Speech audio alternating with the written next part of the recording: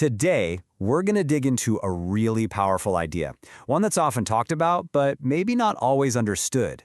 How getting the vaccine doesn't just protect you, it can actually protect the people around you. And we're going to break down this huge, real-world study from Sweden that gives us some of the clearest evidence we have for this invisible shield effect. So let's just get right to the heart of it. Here's the big question. Can your personal decision to get a vaccine actually end up protecting somebody else, someone who didn't get it at all? This idea is a cornerstone of public health, and a really remarkable study out of Sweden gives us a clear window into how it all works in the real world. So how exactly does this whole invisible shield thing work? While it's not magic, it's actually a pretty well-established scientific principle, and it has a massive impact on the health of an entire community. It's called the herd effect, and a great way to think about it is like a fire break in a forest. If you clear enough trees, right, a wildfire just runs out of fuel. It has nowhere to go, so it stops, and that protects the whole forest. It's the same idea with a virus. When enough people are vaccinated, the virus just struggles to find new people to infect. Its spread slows way down, and that protects the whole community. Okay, so let's see how this herd effect was actually put to the test in a real-world scenario. The researchers decided to focus on a very specific and very important public health puzzle, the human papillomavirus, or HPV. So why HPV? Well, for one, it's one of the most common sexually transmitted infections on the planet. And while most of the time the infections clear up on their own, certain high-risk types of HPV are responsible for pretty much all cases of cervical cancer. So you can see why preventing these infections is a really big deal. That's the problem this study's trying to solve. We have a fantastic vaccine against HPV. We know it works incredibly well for the person who gets the shot. But the big question, the one these researchers really wanted to answer, was this. What's the knock-on effect? How much protection do the unvaccinated people get just by living in a community where a lot of other people are vaccinated? To find an answer, the researchers turned to Sweden. And they did that because Sweden has these amazing, comprehensive national health registries that make these huge population-wide studies possible in the first place. And when I say huge, I mean the scale here is just staggering. This was what's called a retrospective cohort study. So they looked back in time at existing medical records for over 850,000 Swedish women and girls. A number that big, well, that's what gives these findings such incredible statistical power. Now, what the researchers did here was really clever. They basically took advantage of a natural experiment. They looked at 4 different groups, or cohorts, of women based on when they were born.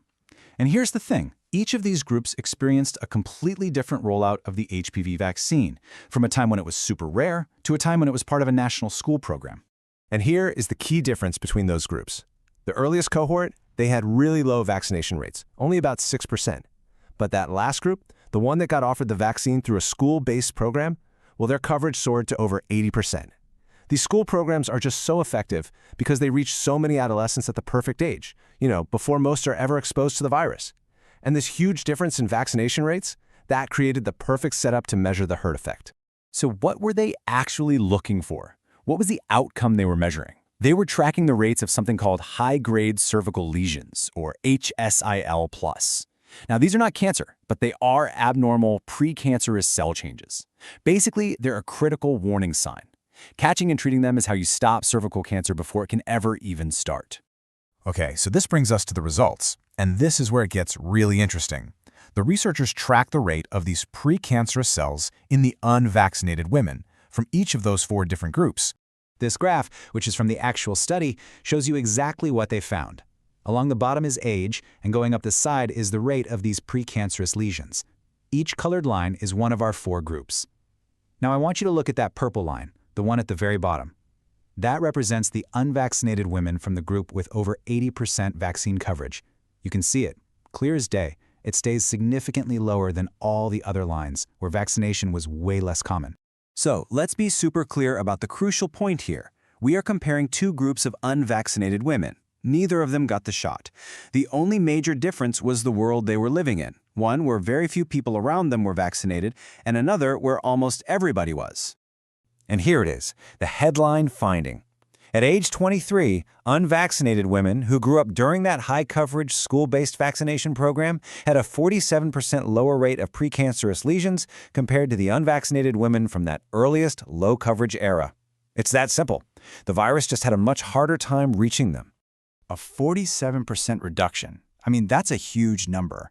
But to really understand what it means, we need to look at both the practical implications and, of course, the study's limitations. So what this study suggests is pretty clear.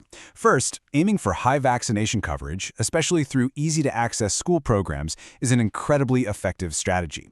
And second, it shows that this doesn't just protect the people getting the shot, it actually lowers the amount of virus circulating in the whole community, creating that invisible shield for everybody. The herd effect is real, and it's measurable. Now, it's always important to be really honest about what a study doesn't tell us. Because the data came from national registries, it can't account for individual choices, like personal sexual behavior, which are obviously a factor. Also, that youngest group, the one with the best results, also has the shortest follow-up time, so we'll need more time to see the full long-term effects. You know, good science always acknowledges its own limits. So, after looking at all this evidence, all this data from over 850,000 people, what's the confident, no-nonsense takeaway here? You know what? Let's just go directly to the source. The authors themselves conclude that their work provides, and I'm quoting here, strong evidence of herd effects, and that these effects lead to substantial reductions in these dangerous lesions, even for unvaccinated people. The data really does speak for itself. So, in the end, what this massive Swedish study really shows us is that the decision to vaccinate has ripple effects. It's not just about protecting yourself, it's about contributing to that invisible shield that protects your friends, your neighbors, and your entire community. It turns a personal health decision into a powerful act of public good.